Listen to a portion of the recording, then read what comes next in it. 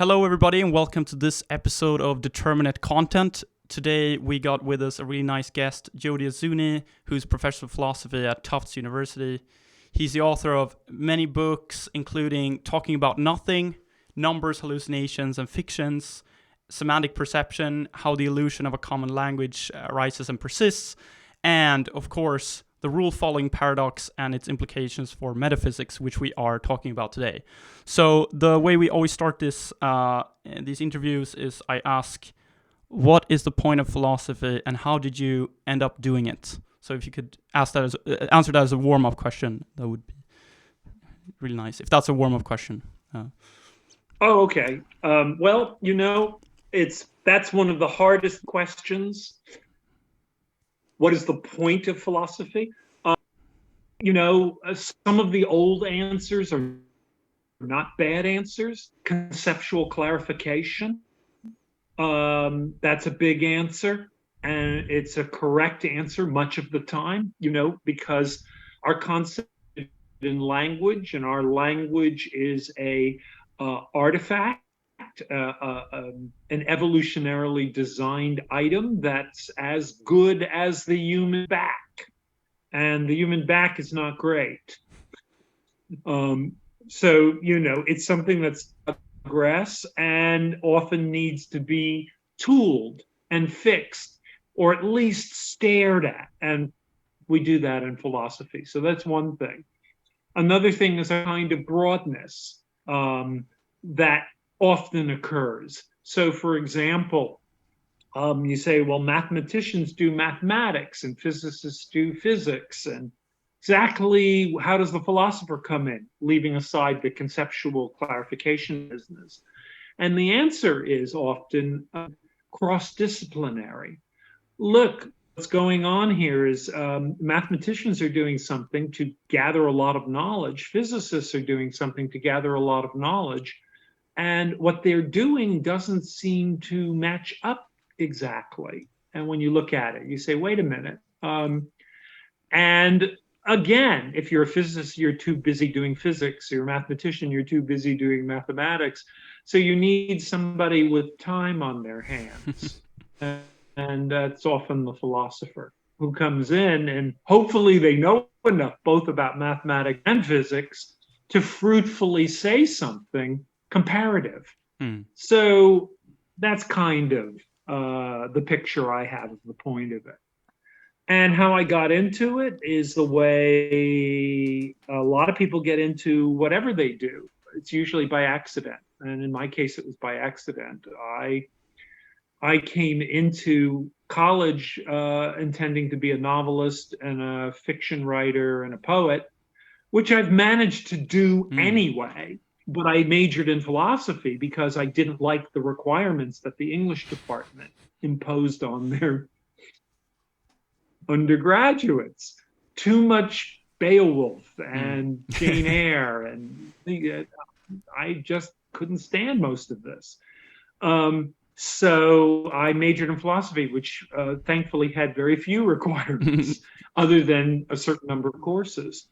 And I got pulled into that, and then I got pulled into mathematics and philosophical concerns. I realized in retrospect, because I don't know, different countries are different about this, but in the United States, you're often not really introduced to philosophy until you're in college, which is unfortunate, because really the best time to introduce into philosophy is in grammar school.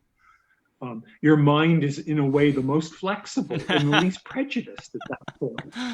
And, you're open to really thinking about mereological sums and stuff like that. You're keyed in, and you're not going to be shocked and outraged, which is what happens to the elderly. Anyway, that's basically how it happened. And so I got pulled into it, gradually, and kept expecting what I was doing in literature to make me so much money I could retire. And that didn't happen. So I ended up in philosophy. In terms of sheer writing, I do as much of both as I ever did. but I publish a lot more philosophy. Mm. So there it is. That's how I don't know if that's an answer or a warm up or whatever it is, but there it is. Yeah. No, it's interesting. So, so your book is about the rule following considerations. I wanted to ask you just on the stuff about novels. Do you find that there's any kind of like similarity between? Do you find that you find any insights from working with words and language as a novelist and a poet? That there are insights there to be gained for this discussion about rule following. I actually think that the cross-fertilization occurs at a more almost subpersonal or a primitive level. It's not as if when I'm reading a novel or writing that I go, here's something I can use in philosophy, or vice versa. It's more like this. I've actually written a paper on this forthcoming called Telling Stories, where I focus in on, because there's been a bit of a challenge recently by people who, call themselves experimental philosophers, to the anecdotal approach to revealing intuitions. I'm putting this the way it's traditionally put. I don't think this is the right way to put anything. What I actually think is going on is it's an examination. It's a standard practice as it takes place in linguistics for recognizing language regularities in your own discourse. Okay, and those language regularities are then evidence for a certain sort of thing, depending. Okay, that's what I think is actually going on. That's what I say in the paper and argue for it. But the key point is, although we're all competent language users, pretty much, we're not all competent people who are sensitive to language, to the nuances of language. Indeed, we vary insanely. Not only do we vary insanely, novelists and writers vary insanely. I find someone like Sherwood Anderson, to name an old case, unbelievably clunky as a writer. I had the same response to other novelists. I'll skip names. And then there are people, I think, who have these incredible ears for hearing nuances. Salman Rushdie is an example of someone who, it's just an amazing ear, what he can do. The same thing goes on in philosophy. There are people who, when they describe, they'll write down a sentence and say, this is a typical sentence, and you're staring at it and you go, no one on earth would ever say that, except you, when giving an example. It's terrible. And it often matters because somebody will be making a claim about how the word no works or what's a natural usage of it. And they'll give an example and they just have an absolutely clunky ear, and it kills the data. And other people have very good ears and they just vary. And it's sort of something you don't want to dwell on too much because people get insulted. You say, well, I'm sorry, but you when it comes to sentences like this, you don't really speak the vernacular. Exactly. Now, do you? Jones knows that Smith is such that if the sun goes up tomorrow, then he knows that if and only if dogs that's are right. Those all are cats, people. then Those are people whose hearing of the vernacular has been irretrievably damaged by their technical training. Look, the same thing happens with lawyers all the time. You meet people, perfectly good lawyers, and you think to yourself, once upon a time you could speak English, but you no longer can. And what has to happen is it's a combination of having a good ear to begin with and being in contact, as it were, with the vernacular. Now, there's a problem here that people have to realize is going to come up, which is native speakers versus non-native speakers. And the way it comes up is straightforward. When you're a native speaker and acquire a language, you're very, very young. And that means there's a lot of stuff that is not intruding. It's as simple as that. When you acquire a language older, even if you become impeccable at it, there's still intrusion. And the intrusion can take the form of theoretical presuppositions that are undercutting. I actually think this is coming up with certain sentences that are used as evidence in metaphysics and ontology, where people say things like, here's a perfectly good argument, they think. And the suggestion is it's perfectly natural to say, you'll say, there are prime numbers, therefore there are numbers. Yeah. And and to me, this is trampling over implicatures, and it's doing all sorts of twisty things. And I'm like, no, can't you hear it? And there are both non-native and native speakers in natural language, in English in particular, who can't hear it. Very hard to get them to hear it. And then, of course, there are other people who hear it immediately. Yeah. And it's unfortunate that a debate in metaphysics is going to turn on stuff like this. But unfortunately, it does. Yeah, I mean, if we taught the children your book talking about nothing, maybe this illusion would go away, because then they would learn to speak language correctly so that they don't well, I don't know about that, but I do have short stories where there are friends of mine who would actually read them, or portions of them to children, and they said to me, it all reads so naturally. Now, I have to point out there's an artifact here, because when you put something down on the page, it is not natural. It is not oral. It is not how we actually speak. I went through a phase for years where I was so fascinated with dialogue. I was writing dialogue all the time. It was when I was writing a novel of mine called Superman. And I was actually, with my friend's permission, recording conversations, which, by the way, most people didn't mind, either because they're very self-absorbed and think what they have to say deserves posterity. I'm not going to argue. And or because they forget about the recording device after 2 minutes. And then I would transcribe the conversations later. And that was impossible because I made a discovery. I mean, I was able to do it, but I made a discovery, which was people constantly, in a way that does not involve interruption or what's perceived as interruption, talk over each other. The speech patterns are simultaneous. Not only are they simultaneous, there's all of this, debris, pauses, etc., etc. You try to put this down literally, and you would drive the reader away. So the point is that any dialogue is an artificial presentation, and what it's meant to do, and this is how I would put it, is remind the speaker, this phenomena is real. This is what we do. It is not to realistically depict it.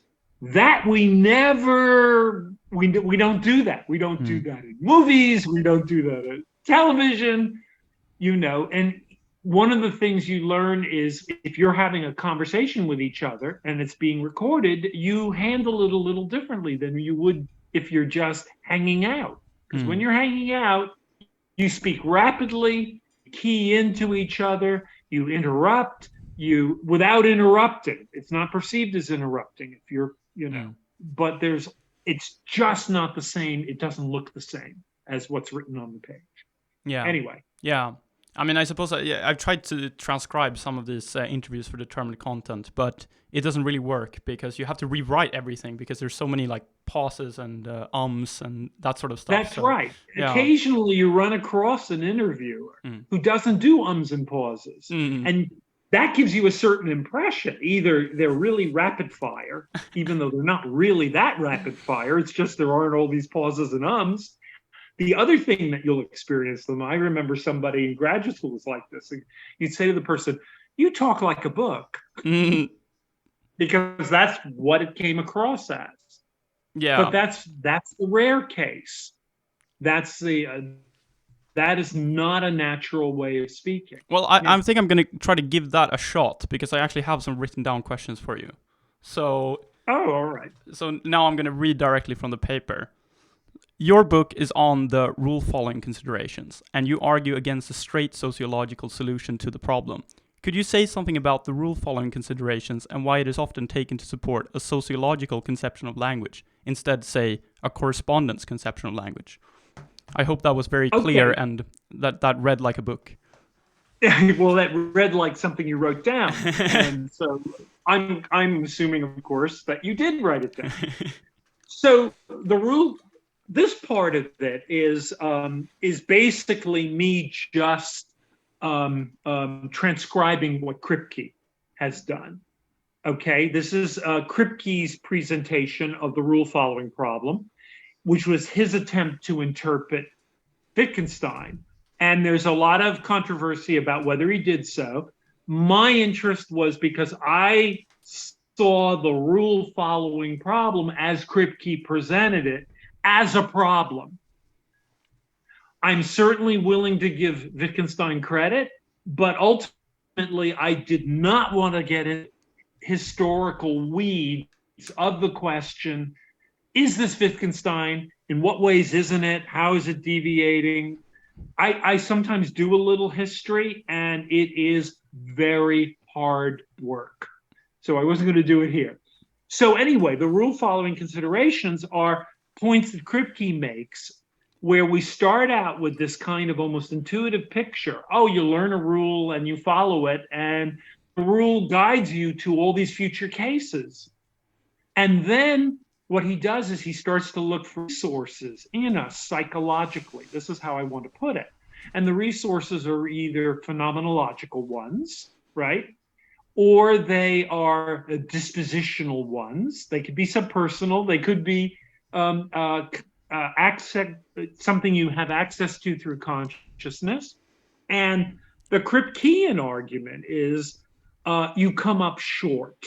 And you come up short for three interrelated reasons, right? One of them is that the number of cases is infinite, and it looks like we really can't manage that.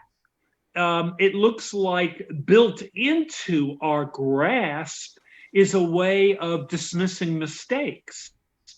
Mm-hmm. But categorizing what a mistake is turns out to be there's nothing in the resources that says, hi, I'm a mistake, as opposed to, hi, I'm the way you're actually supposed to go here. Mm. So I think I identify more with the former one, but I think I identify more with the former one. Hi, I'm a mistake. Well, I mean, what happens, of course, is that people feel the force of the different considerations differently. But they're all operating. Kripke lays out, as I said, he lays them all out. There are three of them. But the point is, the upshot is that if you find the considerations compelling, and lots of people try to argue, no, we do have resources. And Kripke spent a lot of time on dispositions because at that time and after, that was the resource people wanted to point to.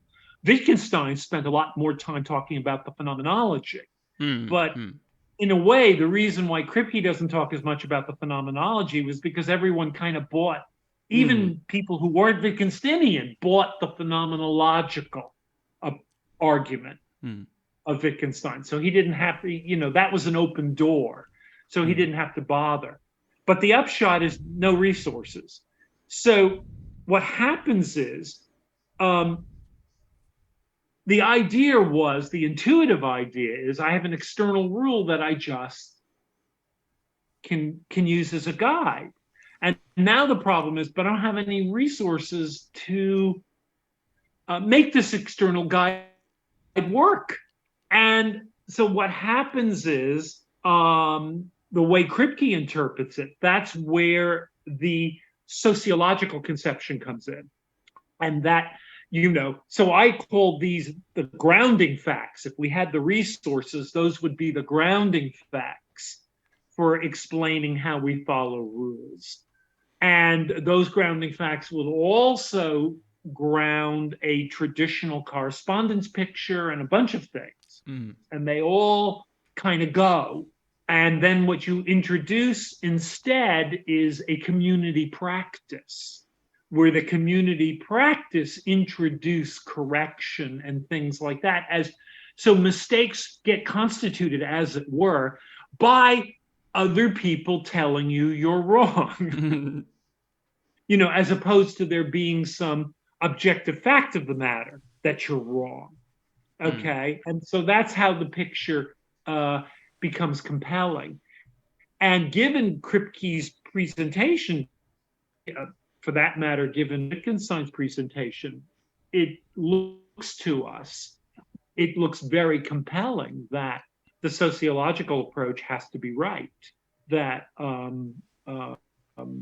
we resources psychologically to and I suppose one feature of Kripke's account is that he thinks that Wittgenstein's rejection of private languages is merely like a sub-brand of his larger rule-following considerations. And you That's argue... right. So the private languages here are isolated languages. That's how to think about them, right? So I draw that distinction. So yes, you can't have so a language of sense data, which was apparently the thing that in the early days was the most exciting because of the background historical facts at the time, Russell and Whitehead, not Russell and Whitehead, Russell and Moore, etc., and other people taking sense data theory so seriously and thinking about sense data languages, and arguably Carnap being concerned with starting from a sense data language, etc., etc.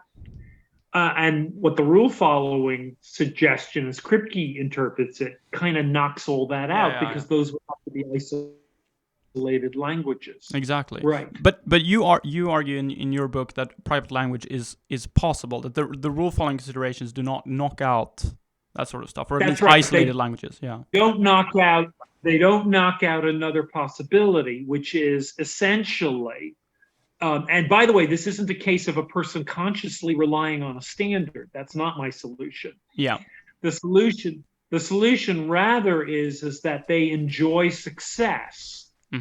Okay. And where success is, there's a set of values in place. Let's just do that. You want well-being, you want this, you want food on a regular basis, you want drink. You want to count the number of coconuts and get the number of coconuts you need for the rest of the week, et cetera, et cetera. And what happens is if you have a practice in which this gets better and better, okay, so it's a success-inducing practice, and what gets better and better is your application of a whole set of words, let's say to your situation, coconut to coconuts, numbers to number terms, et cetera, et cetera. You've got a successful rule following practice. In that case, you've got what looks like a rule following practice. Let me put it that way. But you have a successful isolated language. Right. Yeah, I suppose there's one thing I would like to ask about that. So I think maybe the Crusoe is due to the Crusoe example is maybe due to Ayer's article on the rule following considerations where he... You're asking me historically? I'm just asserting this. I think that is probably the case. And his kind of... Because I just got Crusoe out of... I'm sure he got that one as well, but just in this circumstance. And I suppose what he was trying to say is that, someone could still speak a language even though they were isolated. But the direct response to that is that what Wittgenstein is talking about is not just, me speaking a language on my own that no one else actually speaks, but me speaking a language which no one in principle could understand. Well, I am certainly not. I'm not. If that's the idea, okay. Yeah, I'm not. I am not supporting that idea. Okay. None of the languages I focus on are ones that nobody else in principle could speak. I mean, I end up later on talking about God as a kind of figure who's omniscient. And I do suggest that if God tried to speak that language, God would suddenly lose his omniscience. Yeah. but that's something else. Really, my target is the sociological conception of language and saying that's wrong.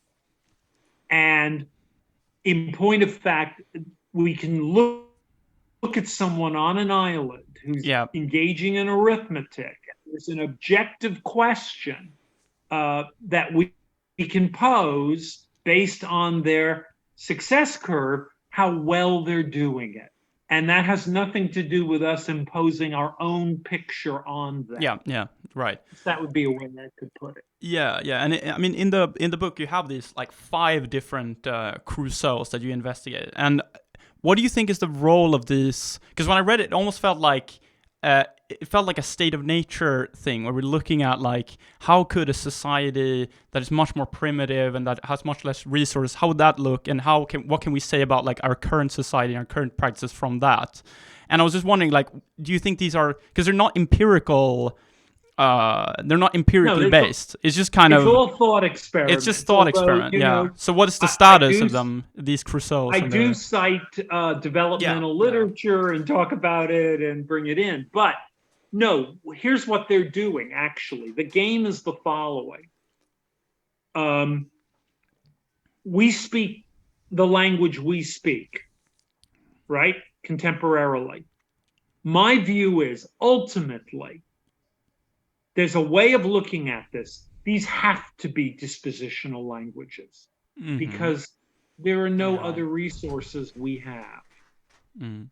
So now the question is, here I'm sort of flipping the angle of approach. So I'm starting from where we're at and asking, well, why would I do this? So the answer is, we start by saying, oh, well, they're dispositional languages. First point. Second point, they don't look like dispositional languages. This is one of Kripke's most powerful tools, right? We don't talk about our acquiring the ability to count as if we've acquired a disposition. That's just what we don't do. We talk about having learned to rule and being guided by it, as opposed to having an urge, et cetera, et cetera. That's how we talk. And that's very powerful. That's another one of the considerations against, trying to make dispositions be your sole resource. Yeah. So what's the picture? Well, the picture has to be this. If they are dispositional languages, I have to explain why they don't look like that. I have to explain why we don't talk as if they are. And I have to explain all of the, as it were, logical devices that don't look like they could be devices that someone who spoke a dispositional language could use. Like truth conditional semantics, like true. So that's the game. Yeah. All right, well, now how do you get there? Well, you get there through a series of individuals who, because I decided, what's the key fact? The key fact is we don't have access to our own dispositions. We don't have psychological access to our verbal dispositions. We actually have access to only a very small number of dispositions. Things like, being hungry and things like that. Those are the closest words to what I think would be all the words if they were visible to us as dispositional language words. So I start with Crusoes who have access to their own dispositions. There's no other resources they have, but they have access, but they have introspective access. That's the picture. Now, eventually I tell a story about what that has to mean. I take on board initially Kripke's idealization that there's all this memory and it's veridical, but then later on I have to tell a dispositional story of the application of I remember, which I do. Yeah. Okay. So the idea is it's going to be dispositional throughout the language, both with respect to terminology and with respect to external world terminology, right? But the picture is the earliest cases are you've got introspection, you've got access to your own dispositions, and to see how the game start with an uncomplicated world. Yeah. So you start with a world where everything is clearly one thing. So this isn't, when I say an uncomplicated world, right? You wrote to me, Crusoe 1 is in a perfect environment. That's what I'm getting at now. And has perfectly stable dispositions. And I wanted to add perfectly stable and accurate. Yeah. Okay. Again, we can couch that as I want to later in terms of optimally successful.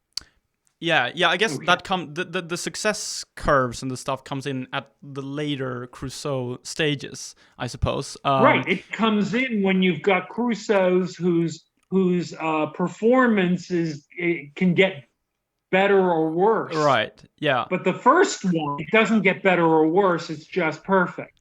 Right. And that's just to say, look, here's a language. I mean, there are people who want to get off the boat here and say, that's not a language. That's not a language. And to a very large extent, I think that debate is terminological. Okay. Build in the right things into your concept of language, and it's not a language. Mm-hmm. You know, you got to motivate this. Yeah. But I'm not going to worry. So I start with that, and then I have cases where the dispositions and the world get progressively more complicated.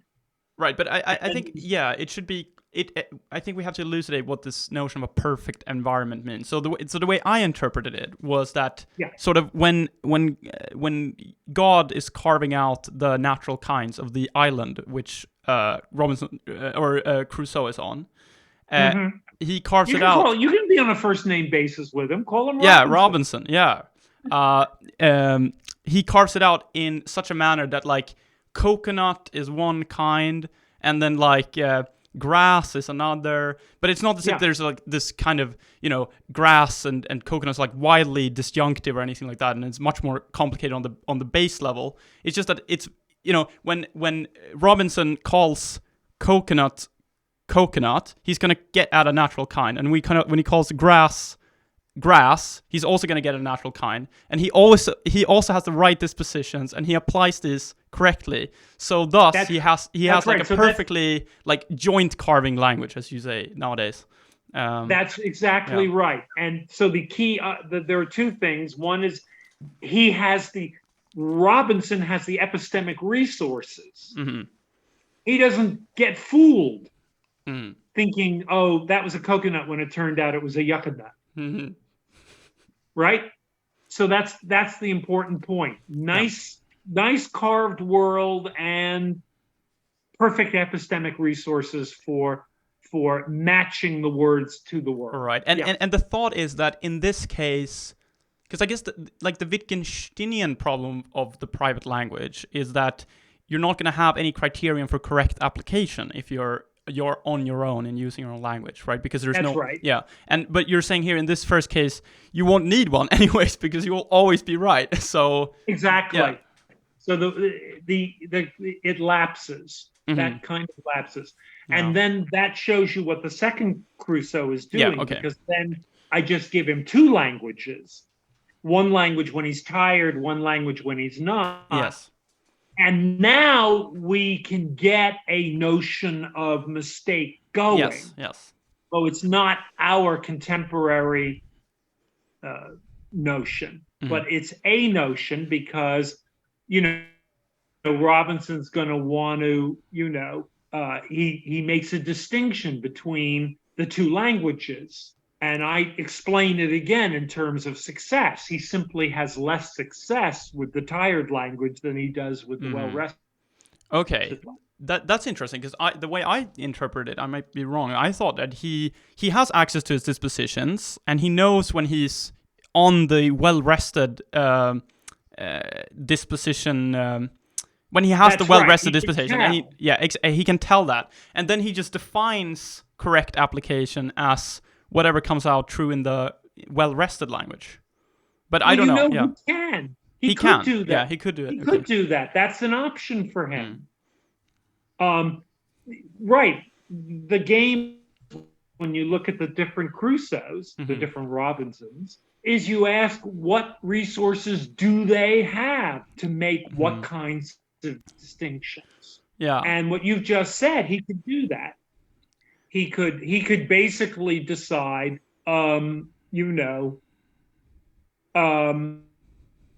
the appropriate, the better language, not necessarily the language that fits the world better. He doesn't have any notions like that. Yeah. But the one in which gives him more success is the well-rested language. And he could just, you see, that would be the picture.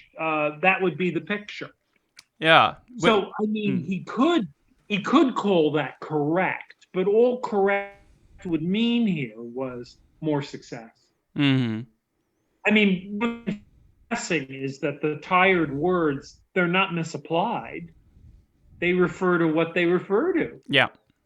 Exactly. Exactly. So both are true, but he wants some notion of correct application, not just trivial, but correct here can only mean more successful. Okay. It's better for him to use this language than that language. Yeah. He doesn't have a way of saying or even understanding something like this. Oh, look, my rested language really picks out the coconuts, the other one doesn't. He doesn't have any way of saying that. Yeah. Are you taking success here to be some sort of conceptual primitive? Because I suppose if you had a bunch of, candidate interpretations of success, you'd be in the same problem, like on a kind of a very, on one notion of success, I will be successful if I drown, because like death is the purpose of life or something like that. And on another, no, sure. Yeah. And so which of that? Yeah, exactly. Yeah. Which of these are going to be correct then? That's right. And what I'm doing here is I'm saying, basically, ultimately, one would want to tell an evolutionary story about these kinds of notions, because you'd say, well, the creatures that, had cockamamie views of success, they didn't get to reproduce. They didn't survive. Yeah. So it's going to be something like that ultimately. But you can relativize everything I have to say, to this. But then the move I make in the book, and I don't think it's a bad move, is something like this. Look, I want to show you under a broad range of circumstances how isolated rule following is possible. Okay? So one of the things I'm going to do is I'm going to stipulate a description for success, which is one that Robinson could have. And now, given that he's got it, I'm going to show you how isolated rule following is possible. Yeah. Okay, so, I mean, I suppose someone would say to Crusoe too that this is kind of wildly idealized, because, I mean, why on earth, if you're stuck on an isolated island, you have no one else to speak to, you would know all of this about, like, meaning dispositions and everything. You must have read a lot of analytic philosophy. But no, you see that I think is a misconstrual. Okay. I'm imagining a creature who's psychologically different from us. Okay. You have access to some of your dispositions. You have access to your dispositions to, after a certain amount of time, want to eat or drink or urinate and so on. Yeah. He's got access to dispositions to utter words. Sure. But in another case, you're gonna say it's a different thing than what we are. We don't have. Oh yeah. We don't have access. And then, I mean, this leads us to Crusoe 3, who does not. He even when he's well rested, he doesn't apply all his words correctly. Is that the difference between Crusoe 2 and Crusoe 3? His dispositions are faulty. You were right. Yeah, exactly. That makes him more like us. That makes him more like us. But of course, the key idea for being like us ultimately is Crusoe 5. Yeah, exactly. That's where we're getting there. So we're getting there. Who doesn't have access to his own verbal dispositions. That's like us. But right, Crusoe 3 has faulty dispositions even when well rested, and has to understand correct applications, as you put it, in terms of success curves. And that's the right idea. In other words, and success curve is not something sophisticated. It's simply, I'm succeeding here, I'm not succeeding there. So it's and the models for this, I think, are the way we practice athletics to get better at certain things, like playing tennis, or I gave the example of archery, shooting the arrow. You have an image of a goal, okay? You're trying to get the ball over the net a certain way, or you're trying to get the ball to do certain things. That is all phenomenologically available to you. But the details of the machinery of your anatomy in making a certain disposition kick into place, that may actually in some ways be available to you, but it soon isn't. And that's kind of the picture. But I mean, I suppose someone could say that I think, so like Ramsey has this stuff about like chicken beliefs and so on, when you can ascribe beliefs to chickens depending on what they do and so on. And he comes out to be a bit skeptical to it, because it seems like we can say that chicken does what it does, but it doesn't like think, I'm going to be more successful when I do this instead of that. And might you not say the same thing here? It's like, oh yeah, we go, human beings, or at least in this primitive stage, we go for successful action, but it's not on the basis of some thought or anything like that. It's just and then how could you say that makes for contentful speech or some kind of... okay. You've actually, this is complicated. You've brought in very complicated considerations.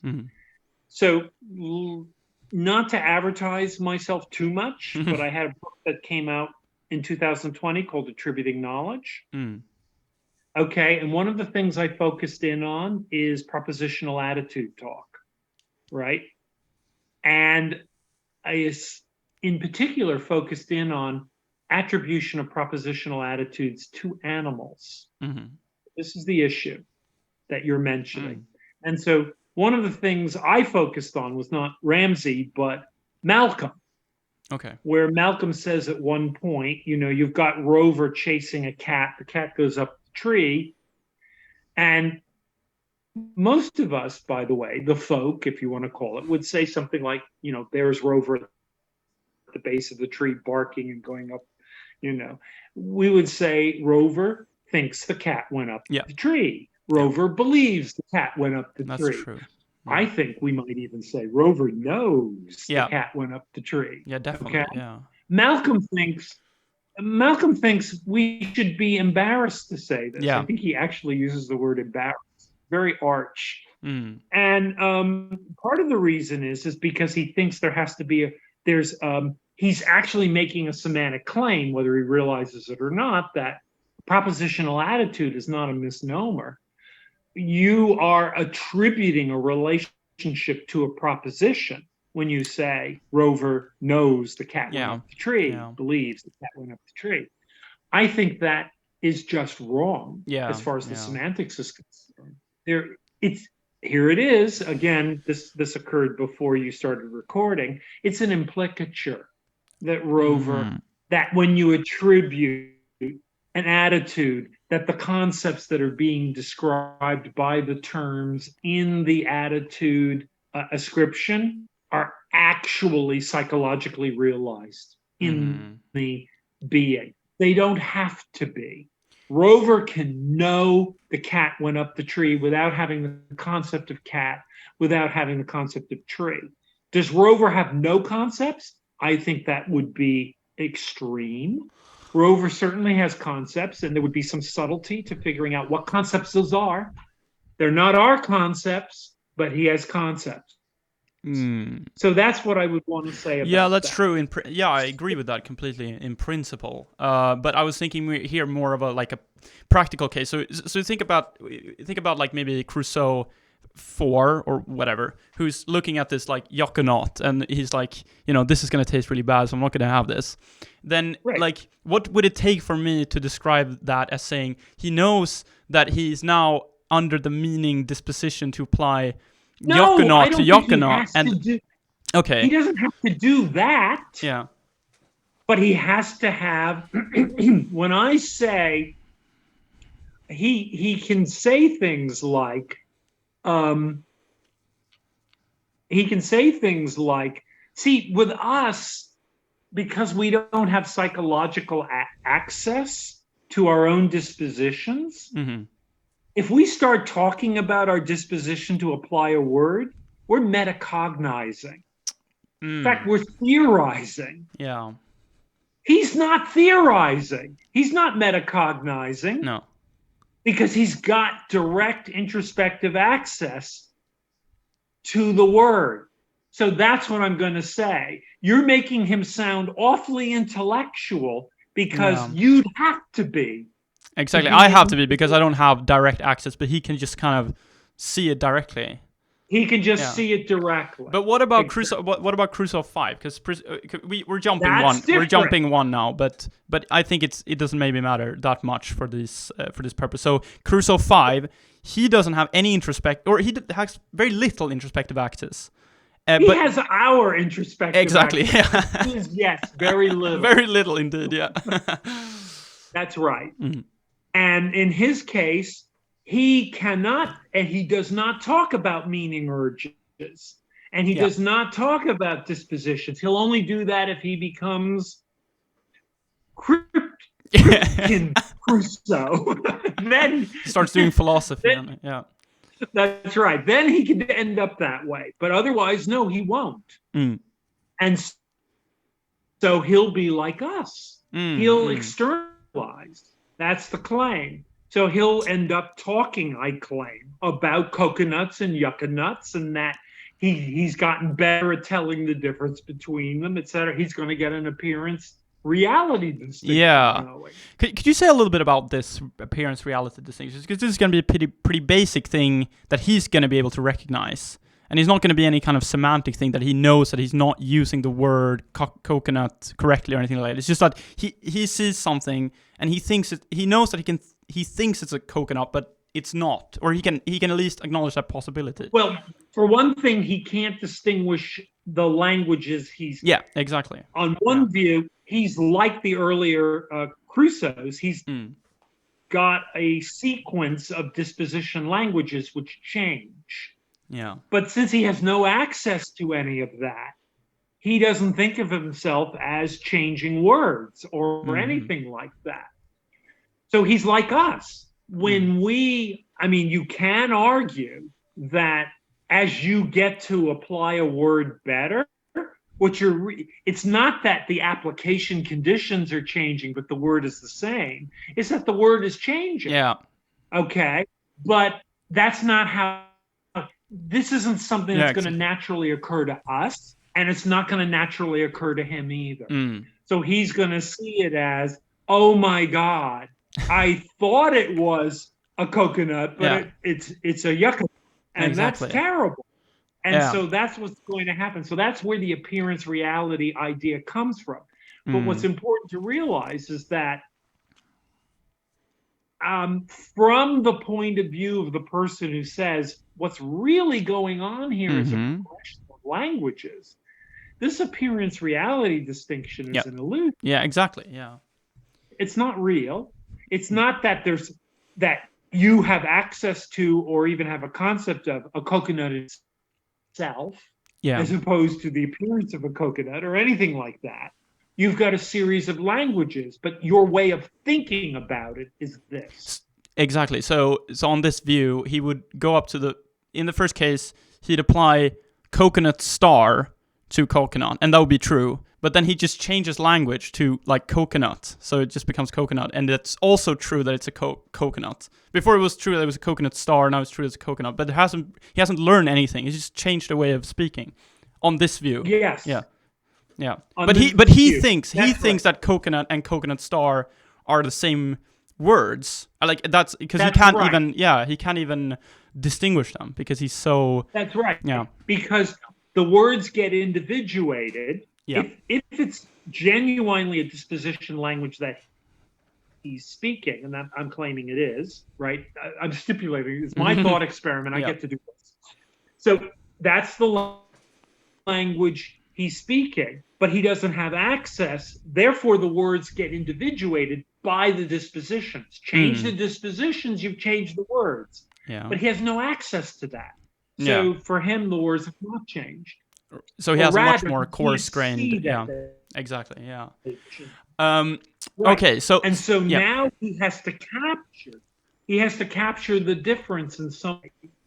Well, he can only capture the difference in terms of things he has access to. Coconuts.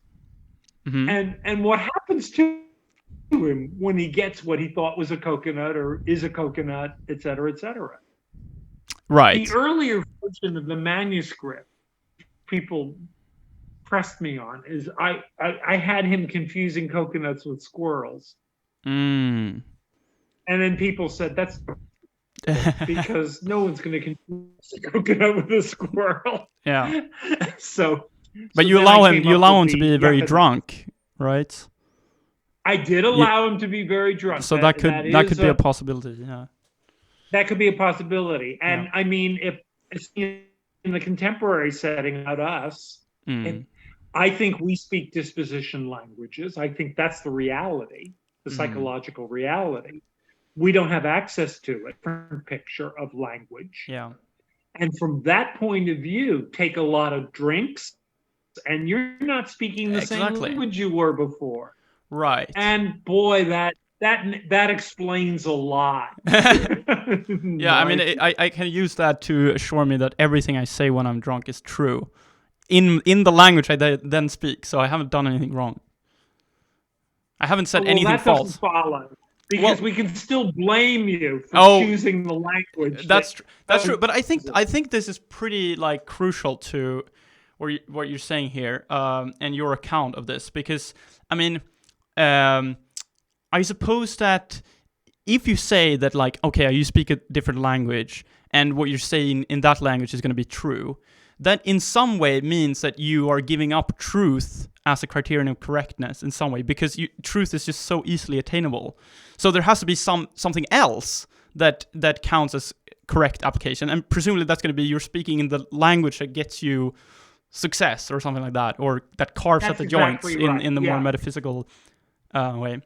But I wanted to ask on that. So I suppose that the private language problem is that specifically you can't get a notion of truth to function, and not that you can't get a notion of success to function. Okay. So would you say that these are the same thing, or would you say that we shouldn't care about truth anyways? Or what would you say to that? Yeah, I'm not going to say anything dramatic like that. This connects to a lot of other stuff I've written about truth.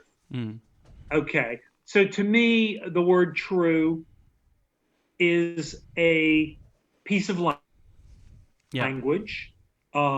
You could speak roughly, it's a logical device, and it has certain properties.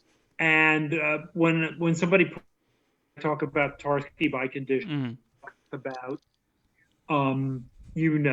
blind truth ascription, which is the role we need the word true for. So we can say things like almost everything Einstein said his entire life is true. We can say that. We need the word true for something like that. We can't eliminate it the way we can with John is running is true. Yeah. We could just say John is running, but we can't do that in the other one. So that's the word true. And I think that's our ordinary word. That's it. Now, some people think part of parcel of the notion of true is correspondence. Yeah. When you say that something is true, there's a claim being made of some sort, hard to say, of a correspondence to reality. Yeah. Namely, what you're talking about really is the way that what you're saying it is. John is running. John really is running. And I think that's not our word, because we say things like Mickey Mouse is smarter than Donald Trump. Yeah. That is not a correspondence. That's not to be cashed out in correspondence, because Mickey Mouse exists. But we have all sorts of things like that. So what I'm really doing is the following. I'm going to end up saying the notion of true that Crusoe gets. Yeah. I came to go to the opera singer. Is the same as our notion.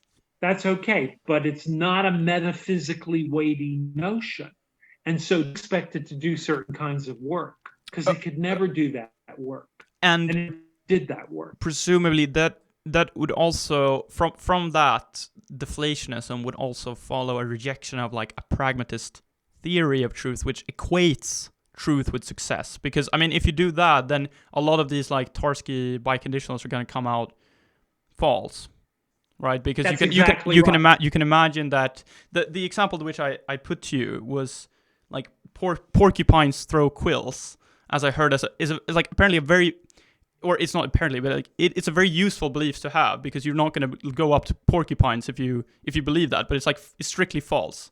So you could imagine like a group of people who believe this and were like really successful and that sort of stuff, but still ultimately didn't capture the facts. And then if that works, then porcupines throw quills is going to come out true on the pragmatist theory, but porcupines throw quills is not going to be true. So you have a false. I'm not going to identify the word true with any of those sorts of things. Yeah. That's quite right. And the deflationist doesn't. Yeah, exactly. Yeah. I like these days to call myself a neutralist rather than a deflationist. A part of this is I want to distance myself from other people that have called themselves deflationists, but part of it is the fact that I have no problem with correspondence for certain. Yeah, because this is what I want. Because would you say, maybe you don't want to identify yourself with another label, but pluralism about truth, is that I'm not an idea you want? Either. No. Right, and the reason I'm not is because pluralists have a tendency to think sentences clumped together in groups, like the mathematical sentences, like the scientific sentences, like the ethical sentences. And there's a special kind of truth that applies to each one that could be different. As I've often put it, true is promiscuous. Yeah. I can say in one sentence, Sherlock Holmes is more famous than Barack Obama, but both of them are less famous than the number pi. So I can do all sorts of things with tie together any sorts of terms or expressions and use the word true. So you can't be a pluralist about it. You attribute specialized properties to sentences that are true. And given the nature of our language, there's no general property either. There could have been, if our language was sufficiently weird and restricted in certain ways. It could have been that all the true sentences had a... But in fact, and there's nothing in the neutralist picture that excludes that. It's just false. Okay. On my view. Empirically, like for our language. It's empirically false, given the nature of our language. Yeah. Okay. So that's why I'm not a pluralist. That's why I'm not a deflationist. I call myself a neutralist. Yeah. Okay.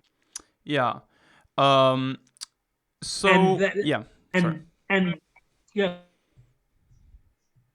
Sorry? You can go ahead. Yeah, so I wanted to ask, because it seems that the pragmatist is saying like, well, you have truth. That's kind of like, we can't say much about it, it's deflationary.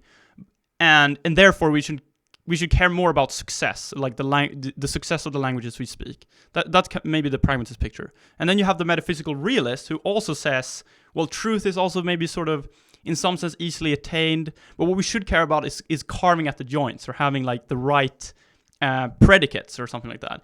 And these sort of claims seem very different, but they are a bit similar. And one way to get this picture going is by means of reference magnetism. So could you say just a little bit about this and why you reject it? And the hope. I'm going to call it the hope. Yeah. Of reference magnetism, which, as far as I can tell, the term originates with Hodes. Okay. I hope I pronounced what? Oh no, I just thought it was Lewis who. No, Lewis is this concept, the particular concept that's very influential, but the very word itself, the phrase itself, is not due to Lewis. Okay, but yeah, it's Lewis's idea, and the idea is we need determinate reference, and now there's a story about why we need determinate reference, and my view is that Lewis' text is somewhat ambiguous about this. Sometimes it's that determinate reference is the Amorian fact. Sometimes it's the only game in town. It's the only semantics we have. And sometimes it's considerations of the following sort. You know, reference needs two to tango. I think he almost just about says that. You know, and so the world has to do its bit and we do our bit. And he not only uses this to solve a challenge that's being posed by Putnam, but also to the rule following paradox. He wants to apply it to both, and you get determinate. Determinate content, as is the name of this podcast. Right, you get determinate content. I hope you. Am I invited on here because I'm a... This is a Lewis podcast. No, no, I'm kidding. No, we don't take a stand on the matter, but Okay. Yeah, sorry. Good enough. Yeah. So anyway, the point is good. The point is that there's some picture that the world is carved up in a particular way, and what view is really called for how it's going to be carved up to get our language to work with it is not technically handled very well by Lewis. Okay, a very simple division into natural kinds and non-natural kinds won't do the job. He needs a kind of structural sort of thing where there's a lot of different, stages, very natural kinds to eventually the terms that we use. And then he actually literally thinks it's a chain of definitions, but this was already ruled out in the 60s. So, the picture, otherwise the overall picture is clear. The world does something. And my basic argument against this, right, bells and whistles aside, and there are a lot of bells and whistles, is that if we don't have the right antennas, it doesn't matter what the world is like. We're not going to pick it up. You have all different colors, and they're all sortable. Everything is sortable in what color it is. You don't have eyes, it's not going to do you any good. So you are not responding to the rule-following problem, which is ultimately a problem about human resources, by going, oh, well, the world is sorted neatly, so we're going to impose an a priori constraint on your language that your terms pick it out. That's just not that doesn't fly. So that's basically what's wrong with reference magnetism. And ultimately, it's wrong. What's wrong with any metaphysical imposition here? So ultimately, my picture of the rule following dilemma, what it really leads to and what it is permanent, is that you cannot give a picture other than a global success picture for how the details of the world affect your language and your practice. Mm-hmm. That doesn't rule out us getting an accurate metaphysical world. But you're not going to tell us, on my view, which involves this specifically, and you pick it up. Mm-hmm. Yeah. You sense it. You respond. That's not going to be the picture. Okay? That's not going to happen. Mm-hmm. So I'm kind of globally presenting what I think the impact of my book should be, but I'm not sure I said this precisely but do at you, any point in the book. Because I think, yeah, I mean, there's something odd with thinking that we should interpret ourselves as speaking like maximally joint carving languages, at least for natural languages and so on. But do you think could you still talk about, maybe you and I, we talk about dogs and cats and so on. Could you still say that we do not speak a joint carving language? I mean, it's not as if we pick out the natural kinds. We pick out unnatural kinds, but we might actually be speaking a joint carving language, mm-hmm. or a partially joint carving language, or a sometimes joint carving language. When you're not drunk. But that's going to, that's going to be a contingent. That's going to be a contingent fact about what the world is actually like, and that we haven't gone into a referential cul-de-sac, as I called it, because it could easily be that we're enjoying maximal success with respect to our language, not because we're carving out, because everything is behaving as if they're natural kinds. Yeah. There's no way to this is where I connect everything to Hume's problem of induction. Yeah. There's nothing that tells us here's the way it is. The world is. And there's nothing that we do or succeed or even fail at that tells us this is the way the world really is.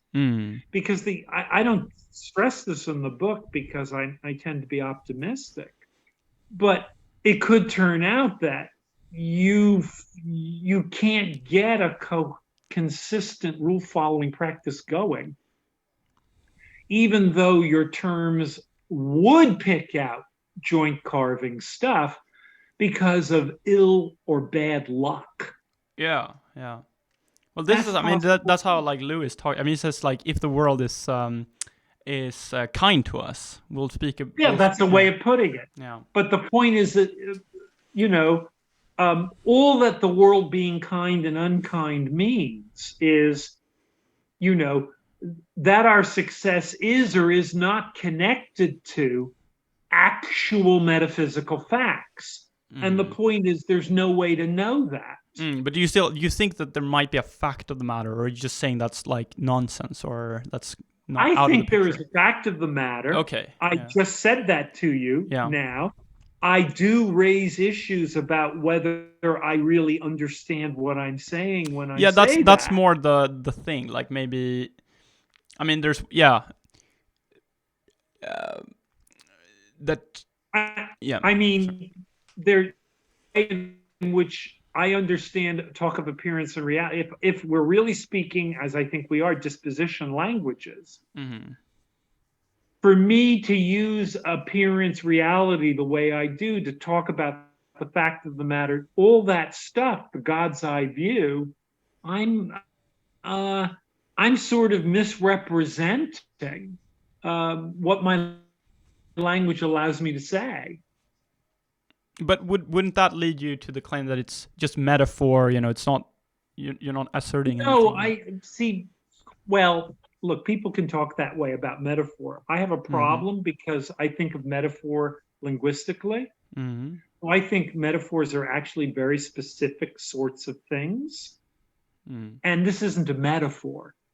What is it then? It's not that sort of thing. It's like not carving at the joints. I mean, presumably The Well, world that's is. a metaphor. Yeah, that's what I'm kind of A thinking. rather Yeah. gruesome one. Mm. Sure, but any way to try to capture a metaphysical way of speaking on the contrastivist view Mm. Is misrepresenting. It's not what your words are doing, and it's not what your higher order words are doing. So I want to. Now, Yeah. Sorry. on the non-contrastivist view, so this is a bit hard to sort of verbally convey all of this. I feel I can try, but there's a way of saying, look, I've shown you how to talk about truth. I've shown you how to talk about sentences. The way you can talk about them is they can have, as it were, truth value gaps. You can put it that way. There can be, large areas where there's no fact of the matter about what the words mean, but we can use the words anyway, and we treat them as the same words. And on that picture, we can talk about appearance and reality. We can talk about all of these things successfully. But in doing so, because they're part of our language, we can't make the mistake of thinking, oh, my word refer always picks out, the something reference relation, or yeah. I think this we should unpack this. So contrastivism and non-contrastivism. Just short, what are these two views? So the contrastivism. We're speaking dispositional languages. That's the anatomy of our language. Okay, two options. One option is you're going to talk about this the way it works with dispositional languages. That's the contrastivist. So your language is constantly changing. Yeah. That's the way it works. And you've got a series of languages. That's how the contrastivist speaks. And now I'm going to look at your higher order words like refers and, fits and all of these contrastively. So I'm going to talk about what you're talking about each time you're using a language, and that can change. Yeah. So that's that picture. The non-contrastivist says, no, we agree that the anatomy is dispositional, but now we can define a language as, here are these words. Yeah. And now we're going to sort of talk about the dispositions as sort of application conditions for the words. Yeah. Okay. But now we've got one language, we're going to say. But now you have to be clear that because the machinery of how the language works is a sequence of dispositions, you have to recognize that when you're using bivalent logic, you're not committing yourself, or you shouldn't be committing yourself to, in fact, I don't know how to put this the right way now, every sentence is either true or false, determinately, or something like that. That's not what true means. That's not what bivalence gets you. And that's the non-contrastivist view. Yeah, I said.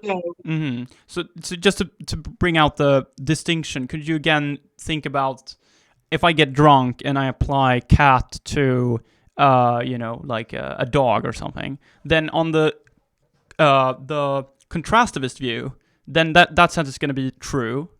That's right. And in some sense, when I sober up and I learn that the cat wasn't a dog, then I will have not learned anything in terms of like a truth value. I will have just start speaking a new language. So you just have this kind of, it's almost like a postmodern view in some way. You have just a bunch of different language games or a bunch of different ways of life, but there's no truth to, there's no sense in which one is more true than the other.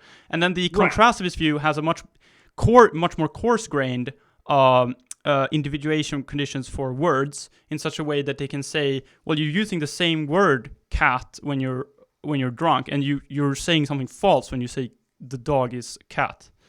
And so in some way that allows for us to be wrong and to learn things, and it allows for this appearance reality distinction. That's right. Yeah. And if somebody says, okay, what are the conditions under which, according to the non-contrastivists, cat really refers to or doesn't, you would say, well, the only machinery for determining that are success curves. Okay. Mm-hmm. We could postulate an optimal success curve, but remember, doing so is not going to fill out the language fully. Yeah. It's not going to get every word to refer in every circumstance. Because I think this is like one of the most interesting things about the book, when you talk about giving a when you can still talk about two words meaning the same thing, even though there's nothing determining this fact. So, for example, you write on page 115, built into our concepts. 115. Okay. Yeah, you say. I have the book in front. Oh, okay, nice. Me too. So you write, built into our concepts, into our understanding of our concepts, that is that our concepts apply to what they apply to, even though the grounding facts about us don't determine appropriate correspondence conditions, appropriate necessary and sufficient conditions, to sort everything in the world into what the concept applies to and what the concept doesn't apply to. So in effect, you can say that, like, cat, as I spoke when I was not drunk, is the same word as cat when I speak when I'm drunk, and that's just like part of our practice for assigning identity, for saying that two words are identical. But you don't have to suppose that there's some kind of like ultimate grounding fact for this. In reality, something settles the interpretation or something like that. That's right. Yeah, that's right. And then on that ground, you argue you can still give like a normal truth conditional semantics for our language and Crusoe 5's language, right? So you don't have to do this kind of assertability thing that Kripke is doing. Or is that That's the thought? right. Yeah. That's right. You just have to lay it all out. And that's because the ways in which the referential relation comes up short, truth conditional semantics isn't sensitive to that. Yeah, because that's one of your distinctive views, right? This is a controversial view, surely. No? It is a controversial view. Yeah. But I've reached a point, I guess, where almost every view of mine is controversial, but I really didn't intend that. That wasn't my hope. Yeah. But I think on technical grounds, it's very hard to show why the view is wrong. Yeah, that's why I don't understand. Because some of your examples is that we can assign truth conditions to something like Mickey Mouse is more famous than Donald Trump, and we can evaluate that as true, even though there's no like referent for Mickey Mouse. Right, but there's a more technical fact lurking in the back here, which is when you give truth conditional semantics, you always give it relative to a meta language. Yeah. Okay, so you say things like snow is white. Now you're talking snow is white. That's an object language sentence. Snow is white is true if and only if. And then you have snow is white in the meta language. So look, if as it were, there are holes in the object language, they're matched by the holes. Exactly. That's what I mean by saying it's not sensitive. Yeah. Okay. Now, it's very hard to see how you're supposed to get around this argument. Yeah. Because the meta language, when it's done Tarski style, the meta language has all the resources of the object language, plus some set theoretic resources. Yeah, that's going to fix it. Yeah, so it's very hard to see. Do you think why something else is supposed to come in here that really gives us what I'm going to call deep or heavy correspondence? It's hard to see. Where's that going to happen? Do you think another way of formulating this, I'm not sure, would be something like when these rule-following considerations are laid out, it's as if the person who is laying them out has access to like God's point of view, where they can look at their language and they can say, this is all indeterminate, and there's no way to assign an interpretation to this or that. But actually, if the rule following considerations are right, then their perspective is like as kind of laden with problems as the language that they're trying to deconstruct. Exactly the same. Yeah, it's the same thing. Yeah. And so what I kept saying in the book to illustrate that is I would say, look, what's really going on here. We got a God's eye view that I postulated. Mm-hmm. But in point of fact, it's not a God's eye view. It's Friday's view. Yeah. Friday being the character who's got a better success curve than Robinson does. Mm. And so it's from Friday's point of view that we're looking. And so, yes, the trick is to realize our language is exactly the same. Or rather, you just self-apply the argument. You go, I don't have any more resources than they do. Some of my dispositions are better. Mm-hmm. More success-inducing. I have I can take. Yeah. But otherwise it's the same language. There's no more resources. Yeah, that's true. There's no fundamentally different ones.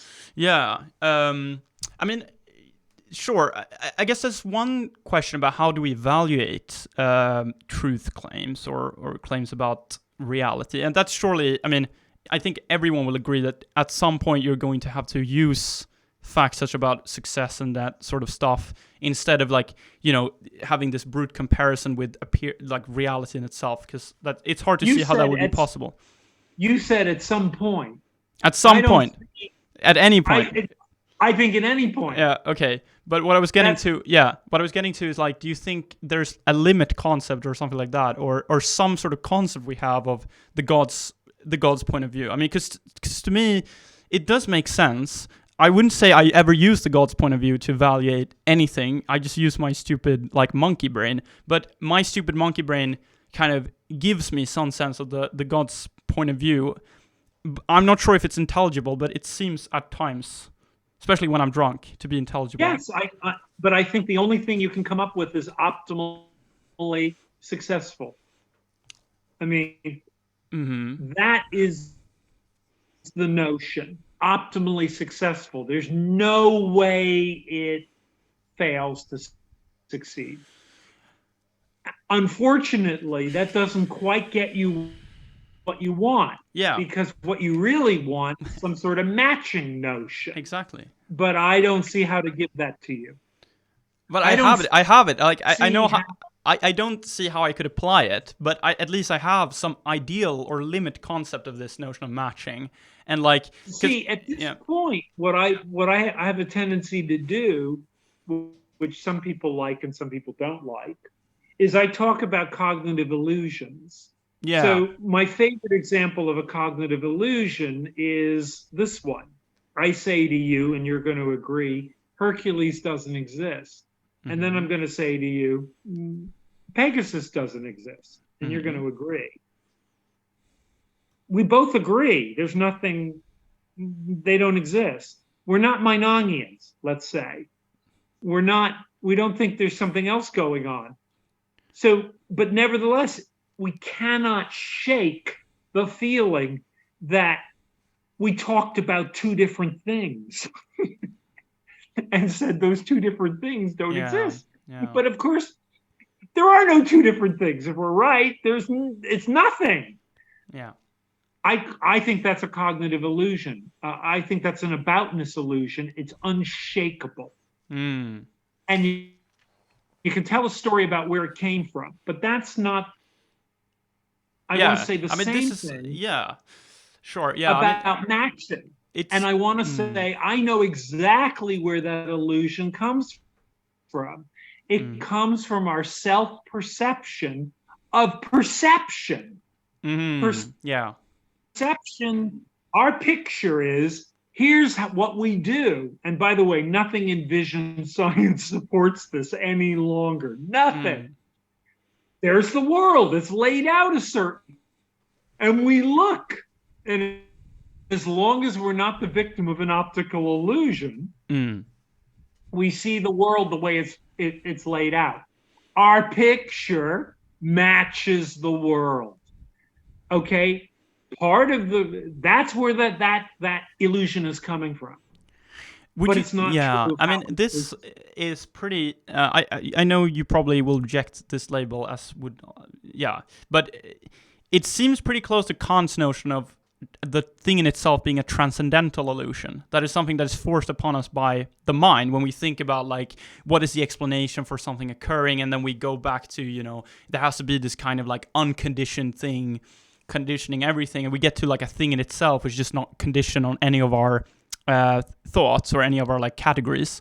But Kant thinks that this is just like a feature of our some regulative principle that we have in our mind for kind of coming up with explanations. But actually, we can't stop thinking like this, but we just inevitably, we can't stop thinking we can't stop thinking in that way, but it is an illusion still.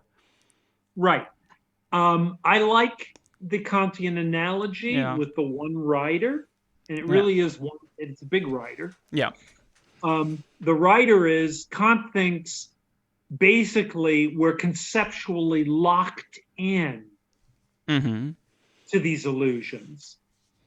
I'm unconvinced we're conceptually locked into them. Yeah. I think we are locked into them, but I think I have the concept that when I say Pegasus doesn't exist and Hercules doesn't exist, I am not talking about two different things. And I'm actually talking about nothing. And now we can tell a story about how the sentences are working. It ends up being a meta-linguistic one. It ends up being sentences about the words. But it's important to realize, and now this is analogous to what happened with the success story in truth. I can't identify truth with success. Yeah, exactly. Yeah. And I can't identify how Pegasus doesn't exist and how Hercules doesn't exist, how those sentences work with metalinguistic maneuvers. It's the same thing. I can't do that. That's not how the words work. Nevertheless, conceptually, I can get past the illusion. I can't eliminate the illusion as long as I use those words. You can get rid of the illusion, or you can't. You can't get rid of the illusion. No, you can't. Yeah. But that doesn't mean I don't understand what's really going on. And so now here's where I want to go to the Kant. In a way, the Kant's thing in itself, you can't understand the thing in itself. You are conceptually barred from what's really going on. I don't believe that. Yeah.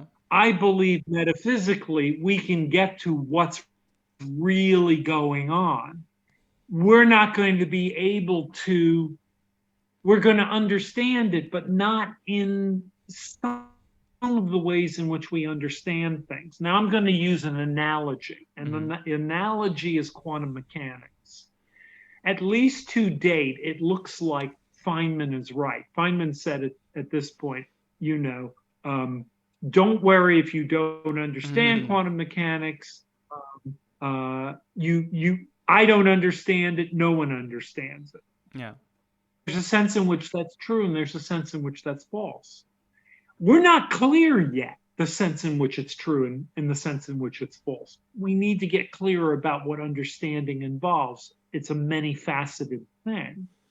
But there's one sense in which there's nothing here that is puzzling. The quantum mechanics, it's a clear formalism. It has clear applications. We know what we're doing. We know how to manipulate the mathematics. We know how to get physical results. We know how they work.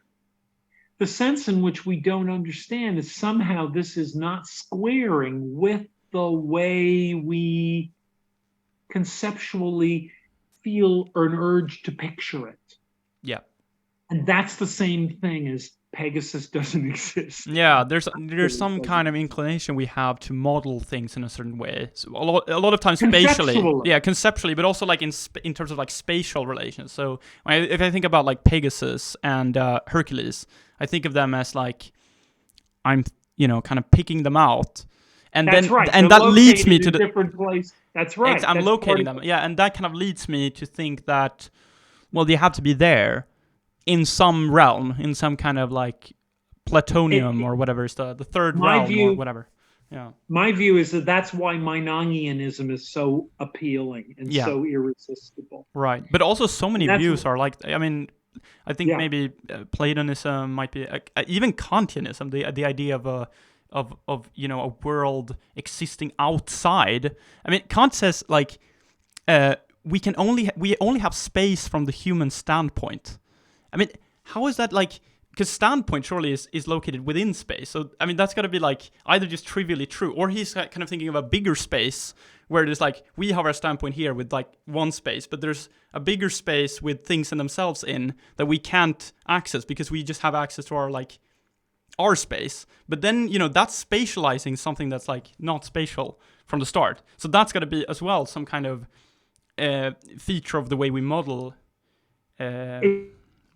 It's a feature of the way we think about things. But what I'm saying to you is that I think we can think our way past it. I'm not saying that. I'm not saying that's easy. Yeah, but that's nice. I mean, that's also maybe a purpose of philosophy, I think. But okay, so I think maybe yeah. Or sorry, what did you were about to say something? I was going to say yeah, but I don't know that. Yes, I'm going to just say yes. Yes, I very think nice. that's right. Yeah. And I have a long speech I could make about that, but maybe I shouldn't do it because you're looking at your watch, I think. Yeah, maybe we're drawing to a close soon. Okay. But I wanted to ask you about Kant and Hume, because there seems to me this kind of very primitive appearance-reality distinction that Crusoe 5 is going to get is sort of similar to the Humean appearance-reality distinction, like before Kant. So like Hume said, we think there's causation in the world, but just actually there's no causation, or whatever he said, like we can't know. It appears to us that way, but we can't know that's really the case or whatever. And then like Kant comes with this super kind of like nice solution to this in some way that, well, like we can know that there is causation because it's just like a feature of our categories or something like that. And then the appearance reality distinction is no longer between like what we believe to be the case and what is the case, but rather like what our categories how our categories systematize our experience and what like reality is really like. And I suppose that Crusoe wouldn't have that sort of, because he can't even know how he Crusoe 5 wouldn't have that sort of appearance reality distinction, because he can't even realize what dispositions he has. Doesn't. So he doesn't know what his categories are. He could end up that way, but only if he becomes a particular kind of philosopher. Yeah. It's not going to be the distinction he's relying on. No. Yes, but he's relying on a much more simpler That's correct. distinction. And could you say that, like, is one way of reading your books to say that, like, when we think about whether I'm wrong that snow is white is true if and only if snow is white, or whether you mean the same thing by what I mean, I shouldn't think about this in terms of like, my categorical system of like putting words together is wrong in some way. We have our different senses. We have our different ways of like interpreting the world through our languages, and these might like not overlap. So we have this problem of like what could determine that we are speaking about the same thing or we are using the same language. But rather, on your view, it's much simpler. So I should just kind of like, it might be the case that we say the same word. It might not be, but it's not a very complicated story about, I don't know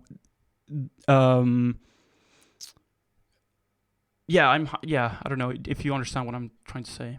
Well, I think I want to say yes, you're right. Okay.